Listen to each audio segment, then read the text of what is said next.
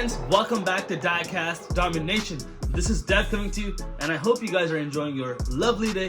God bless you all, and thank you so much for tuning in this session.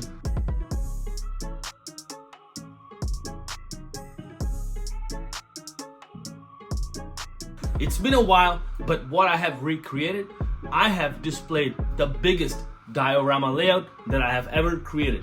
This one on a 6-feet table with intricately built 15 sets of diorama layouts, and these ones pack details with not just the buildings. It has trees, cars, and a lot of different varieties of tools that you are going to be seeing in this video. So pay close attention, stay tuned for more content, hit that like button, subscribe to my channel, and don't forget to hit that bell icon so you don't miss future adventures, because this is Diecast Domination. Let's get rolling!